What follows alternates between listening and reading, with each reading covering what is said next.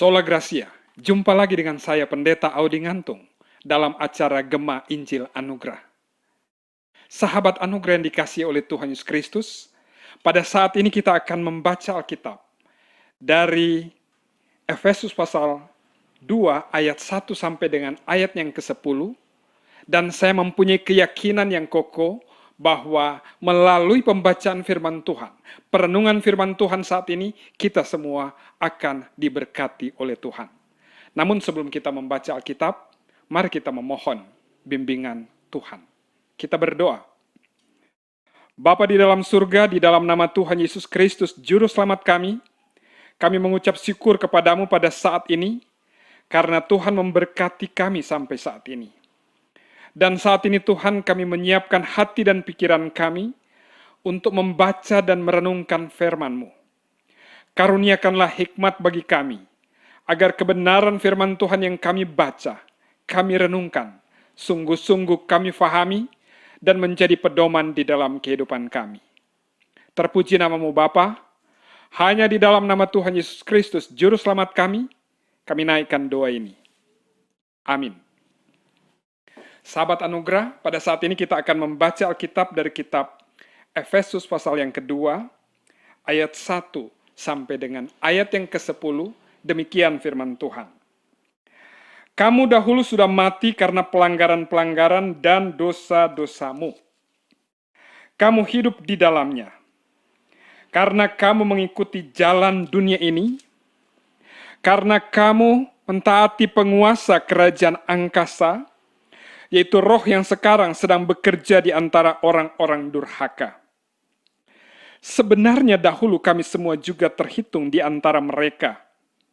Ketika kami hidup di dalam hawa nafsu daging, dan menuruti kehendak daging, dan pikiran kami yang jahat. Pada dasarnya kami adalah orang-orang yang harus dimurkai, sama seperti mereka yang lain. Tetapi Allah yang kaya dengan rahmat, oleh karena kasih-Nya yang besar, yang dilimpahkannya kepada kita, telah menghidupkan kita bersama-sama dengan Kristus. Sekalipun kita telah mati oleh kesalahan-kesalahan kita, oleh kasih karunia kamu diselamatkan. Dan di dalam Kristus Yesus, Ia telah membangkitkan kita juga, dan memberikan tempat bersama-sama dengan Dia di sorga, supaya pada masa yang akan datang, Ia menunjukkan kepada kita kekayaan kasih karunia-Nya yang melimpah-limpah, sesuai dengan kebaikan-Nya terhadap kita dalam Kristus Yesus. Sebab karena kasih karunia, kamu diselamatkan oleh iman, itu bukan hasil usahamu, tetapi pemberian Allah. Itu bukan hasil pekerjaanmu. Jangan ada orang yang memegahkan diri. Karena kita ini buatan Allah, diciptakan dalam Kristus Yesus untuk melakukan pekerjaan baik yang dipersiapkan Allah sebelumnya. Ia mau supaya kita hidup di dalamnya.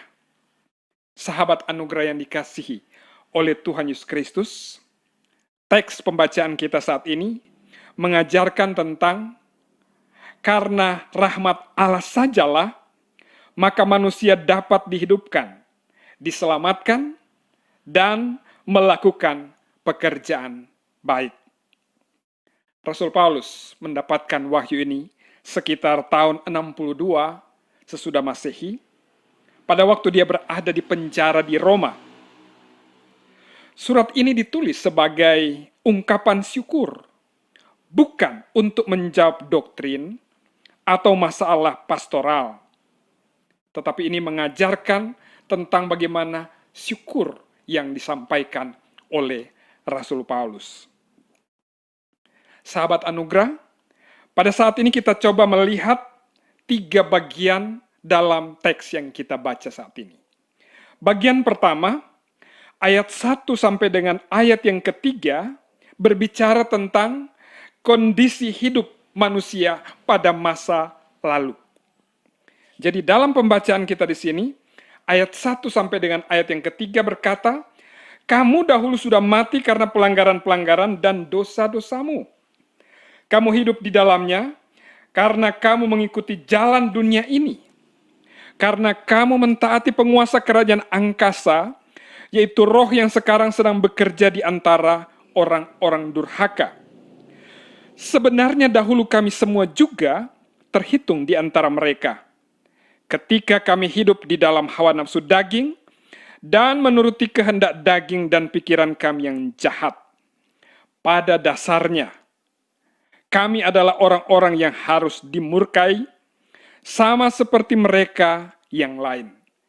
Jadi bagian pertama dalam pembacaan kita saat ini, menekankan tentang kondisi kita, kondisi manusia sebelumnya. Disebutkan bahwa kamu dahulu sudah mati. Setiap orang yang sudah jatuh di dalam dosa, setiap orang yang sudah terkontaminasi dengan dosa, Alkitab katakan mati secara rohani. Putus hubungan dengan Tuhan. Dan inilah yang menjadi status kita sebelumnya. Kita dulu sebagai orang-orang yang mati, yang tidak punya hubungan dengan Tuhan karena kita berdosa. Dan juga disebutkan bahwa sebagai pembuat, pelaku-pelaku dosa, kita melakukan kesalahan, kita melakukan dosa, kita menaati penguasa kerajaan angkasa, itu roh-roh yang sedang bekerja di antara orang-orang durhaka. Kita dulu hidup dalam posisi seperti itu. Kita hidup di dalam status sebagai orang yang bermusuhan dengan Allah, sebagai orang yang melakukan dosa, sebagai orang yang disebutkan mati secara rohani. Kemudian dikatakan, orang-orang di Efesus disebutkan kamu dahulu sudah mati. Dan Rasul Paulus juga berkata, kami juga terhitung di dalamnya. Ayat yang ketiga, sebenarnya dahulu kami semua juga terhitung di antara mereka. Ketika kami hidup di dalam hawa nafsu daging dan menuruti kehendak daging dan pikiran kami yang jahat. Pada dasarnya kami adalah orang-orang yang melakukan kesalahan. Kami adalah orang-orang yang sama seperti Rasul Paulus katakan, kamu dahulu mati. Jadi kalau jemaat di Efesus dikatakan juga mati secara rohani, Paulus dan teman-temannya juga dulu memiliki status yang sama sebagai orang-orang yang mati rohani. Dan sebagai orang-orang yang mati rohani, patut mendapatkan murka dari Tuhan. Patut dimurkai oleh Tuhan. Namun di dalam ayat yang keempat, sampai dengan ayat yang keenam, kita perhatikan bagaimana firman Tuhan mengatakan bagaimana wujud kasih Allah dinyatakan kepada umat manusia. Ayat yang keempat berkata, tetapi Allah yang kaya dengan rahmat, oleh karena kasih-Nya yang besar yang dilimpahkannya kepada kita, telah menghidupkan kita bersama-sama dengan Kristus. Sekalipun kita telah mati oleh kesalahan-kesalahan kita, oleh kasih karunia kamu diselamatkan. Dan di dalam Kristus, Ia telah membangkitkan kita juga dan memberikan tempat bersama-sama dengan Dia di sorga. Sahabat anugerah, jadi pada ayat yang keempat sampai dengan ayatnya yang keenam, firman Tuhan menekankan bahwa terjadi perubahan di dalam kehidupan manusia karena rahmat dari Allah. Allah yang penuh dengan rahmat, Allah yang kaya dengan rahmat, telah menyatakan kasih-Nya kepada umat manusia, melimpahkan kepada umat manusia, melimpahkan kepada kita. Sehingga kita boleh dihidupkan kembali. Walaupun status kita dulu mati, tetapi kita dihidupkan kembali pada saat ada karunia Tuhan. Pada saat ada rahmat Tuhan yang disebutkan Allah yang kaya dengan rahmat telah melimpahkan kasih-Nya kepada kita. Jadi Dia memberikan tempat bagi kita di sorga pada saat kita mempercayai Yesus sebagai Tuhan, sebagai Juru Selamat. Ayat yang ke-7 sampai dengan ayat yang ke-9 mengajarkan bahwa supaya pada masa yang akan datang, Ia menunjukkan kepada kita kekayaan kasih karunia-Nya yang melimpah-limpah sesuai dengan kebaikannya terhadap kita dalam Kristus Yesus. Sebab karena kasih karunia kamu diselamatkan oleh iman. Itu bukan hasil usahamu, tetapi pemberian Allah. Itu bukan hasil pekerjaanmu. Jangan ada orang yang memegahkan diri. Bagian ini mengajarkan bahwa Allah menunjukkan kasih-Nya kepada kita bukan karena kita berbuat baik, tetapi semata karena Tuhan mengasihi kita. Semata karena anugerah Tuhan. Karena kasih karunia kamu diselamatkan, dan itu bukan usahamu, bukan pekerjaan kita, bukan apa yang kita buat, tetapi semata karena kasih karunia Tuhan.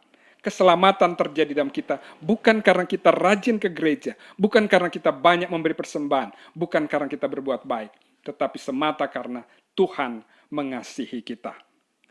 Ayat yang ke-10. Karena kita ini buatan Allah diciptakan dalam Kristus Yesus untuk melakukan pekerjaan baik yang dipersiapkan Allah sebelumnya. Ia mau supaya kita hidup di dalamnya. Ayat yang ke-10 mengajarkan bahwa sesudah kita mendapatkan anugerah Tuhan, sesudah kita diselamatkan, maka Allah menuntut kita untuk hidup di dalam setiap pekerjaan yang baik. Allah menuntut kita berbuat baik sesudah kita menerima kebaikan daripada Tuhan. Sesudah kita diselamatkan, maka Allah meminta kepada kita berbuat baik, memuliakan Dia.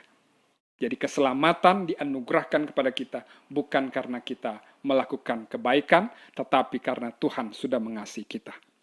Tetapi sesudah kita dikasihi, Allah menghendaki kita hidup di dalam setiap pekerjaan yang baik. Mari kita melihat kembali keberadaan hidup kita.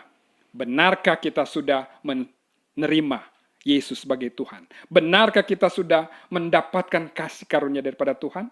Jika belum, undanglah Yesus menjadi Tuhanmu, menjadi juru selamatmu, dan Alkitab mengajarkan kamu memiliki hidup yang kekal.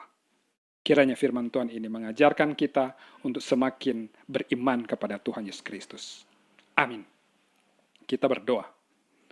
Bapa dalam surga, kami bersyukur kepadamu karena kami boleh membaca Alkitab, boleh merenungkan firman Tuhan, dan mengajarkan kepada kami bahwa hanya karena rahmat Tuhan sajalah maka kami mendapatkan keselamatan. Bukan karena kami rajin berbuat baik, bukan karena kami sanggup berusaha, tetapi karena Tuhan mengasihi kami. Terima kasih Bapa. Kiranya berkat Tuhan menjadi bagian hidup kami, dapat kami beritakan, ajarkan kepada banyak orang, supaya orang lain juga boleh diberkati. Di dalam nama Tuhan Yesus kami berdoa. Amin.